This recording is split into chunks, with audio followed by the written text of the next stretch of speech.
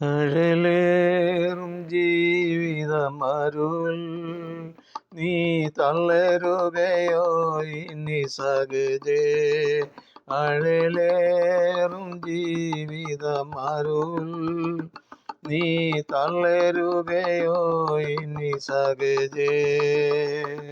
നിന്നെ വിളിച്ചവനുണ്മയുള്ളോ കണ്ണിൻ മണി പോലെ കാത്തിടുമേ. അന്ത്യം വരെ വഴുതാതെയവൻ താങ്ങി നടത്തിടും പൊൻകരത്ത. അഴലേറും ജീവിതമരുൾ നീ തളരുകയോ ഇനി സകജേ. ചെലോടു തന്ത്രങ്ങളോതിടുവ ചാരന്മാരുണ്ടധികം സകജേ. ചുടുചോര ചിന്തേണ്ടി വന്നിടിലും ചായല്ലേ ഈ ലോകത്താങ്ങുകളിൽ.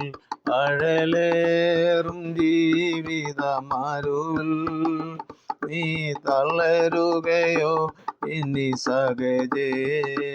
അഴലേറും ജീവിതമരുൾ നീ തളരുകയോ ഇനി സകജേ. കർത്താവായ യേശുക്രിസ്തുവിൻ്റെ നിസ്തുല്യ നാമത്തിൽ എല്ലാ പ്രിയ ശ്രോതാക്കൾക്കും സ്നേഹവന്ദനം അറിയിക്കുന്നു. ഇന്നത്തെ നമ്മുടെ പ്രഭാത ചിന്തയ്ക്ക് വേണ്ടി പുറപ്പാട് പുസ്തകം 1-ാം അധ്യായം 8 മുതൽ 14 വരെയുള്ള വാക്യങ്ങളെ ആസ്പദമാക്കി ചില കാര്യങ്ങൾ ഓർപ്പിക്കാനാണ് ഞാൻ ആഗ്രഹിക്കുന്നത്. ഈ കാലഘട്ടങ്ങളിൽ രാഷ്ട്രീയത്തിലാണെങ്കിലും ആത്മീയത്തിലാണെങ്കിലും ഉപദേഷ്ടന്മാർ പെരുകിക്കൊണ്ടിരിക്കുന്ന സന്ദർഭങ്ങളാണ്. ഒരു വിദ്യാഭ്യാസവും ഇല്ലാത്തവനാണെങ്കിലും മന്ത്രിസ്ഥാനമോ MLA സ്ഥാനമോ ലഭിച്ചു കഴിയുമ്പോഴേക്കും പ്രൈവറ്റ് സെക്രട്ടറിമാരും കൂടാതെ ഉപദേഷ്ടകന്മാരും ഒരു ബഹളം തന്നെയാണ്. ആവശ്യമുള്ളിടത്തും ഇല്ലാത്തിടത്തും ഇവരുടെ നിറഞ്ഞ സാന്നിധ്യമായിരിക്കും. എന്നാൽ ആത്മീയ നേതൃത്വങ്ങൾ അവർ ദൈവത്തോട് ആലോചന ചോദിച്ച് പ്രാർത്ഥിച്ച് ദൈവം കൊടുക്കുന്ന ആലോചന പ്രകാരമായിരുന്നു മുമ്പോട്ട് പോയിക്കൊണ്ടിരുന്നത്. ഇപ്പോൾ ദൈവത്തോട് ആലോചന ചോദിപ്പാൻ സമയമില്ലാത്തതിനാൽ ഉപദേഷ്ടന്മാർ കൊടുക്കുന്ന ആലോചന അനുസരിച്ചായിരിക്കും സഭാഭരണങ്ങളും നിയമനങ്ങളും എല്ലാം നടക്കുന്നത്. എന്നാൽ ഇത് എത്രത്തോളം നീതിപരമായിരിക്കും എന്ന് ചിന്തിക്കേണ്ടിയിരിക്കുന്നു. 1-2 സംഭവങ്ങൾ ദോഷങ്ങളായി ഭവിച്ചത് ദൈവദിനത്തിൻ്റെ അടിസ്ഥാനത്തിൽ എടുത്തു കാണിക്കുവാൻ ഞാൻ ആഗ്രഹിക്കുകയാണ്. മിസ്രൈമിൻ്റെ ഭരണാധികാരിയായിരുന്ന ഫറവോൻ്റെ കൊട്ടാരത്തിലെ ചില ഉപദേഷ്ടന്മാരായിരുന്നു ബിലെയാം, യിത്രോ, ഇയ്യോവ്. ഇസ്രായേൽ ജനം മിസ്രൈമിൽ വന്ന ശേഷം ദൈവത്തിൻ്റെ അനുഗ്രഹം പ്രകാരം അവർ പെരുകുവാൻ തുടങ്ങി. യോസഫിനെ അറിയാത്ത ഒരു പുതിയ ഫറവോൻ മിസ്രൈമിലുണ്ടായി. അവൻ തൻ്റെ ജനത്തോട്, ഇസ്രായേൽ ജനം നമ്മേക്കാൾ ബാഹുല്യവും ശക്തിയുമുള്ളവരാകുന്നു. അവർ പെരുകിയിട്ട് ഒരു യുദ്ധം ഉണ്ടാകുന്ന പക്ഷം നമ്മുടെ ശത്രുക്കളോട് ചേർന്ന് നമ്മോട് പെരുകി ഒരു യുദ്ധം ഉണ്ടാകുന്ന പക്ഷം ഈ രാജ്യം വിട്ടുപോകേണ്ട സന്ദർഭം ഉണ്ടാകാൻ സാധ്യതയുണ്ട് എന്ന് അറിഞ്ഞുകൊള്ളുവിൻ. മുകളിൽ പറയപ്പെട്ട ഉപദേഷ്ടന്മാരോട് ആലോചന ചോദിച്ചപ്പോൾ ബിലെയാമാണ് എബ്രായർക്ക് ജനിക്കുന്ന കുഞ്ഞുങ്ങളെ കൊന്നുകളവാൻ ആലോചന നൽകിയതെന്നാണ് യഹൂദ ചരിത്രത്തിൽ പറയുന്നത്.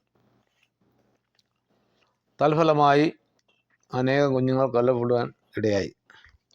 സംഭവം വിവരിക്കുന്നില്ല. അടുത്തൊരു സംഭവം കൂടെ കുറിക്കട്ടെ.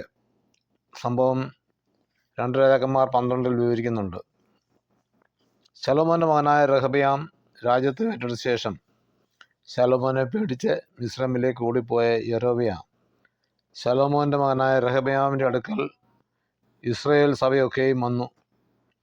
സഖ്യതയ്ക്ക് വേണ്ടി വന്നപ്പോൾ തൻ്റെ കൂടെ ഉണ്ടായിരുന്ന വൃദ്ധന്മാരോട് രഹബയാം ആലോചന ചോദിച്ചു. അവരോട് നല്ല വാക്ക് പറവാൻ അവർ ഉപദേശിച്ചു. എങ്കിലും തന്നോടൊപ്പം വളർന്ന യൗവനക്കാരോട് ആലോചന ചോദിച്ചതിൻ്റെ വെളിച്ചത്തിൽ രാജ്യം വിവാഹിക്കപ്പെടുവാനിടയായ സംഭവം അത് വിവരിക്കുന്നില്ല.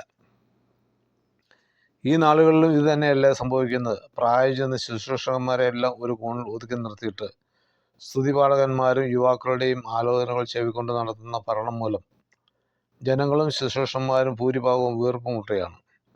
ഫറവോൻ്റെ സമയത്തുള്ള ഉപദേഷ്ടന്മാരുടെ ആലോചന കേട്ട് പ്രവർത്തിച്ചത് മൂലം അനേക കുഞ്ഞുങ്ങൾ മരിച്ചു.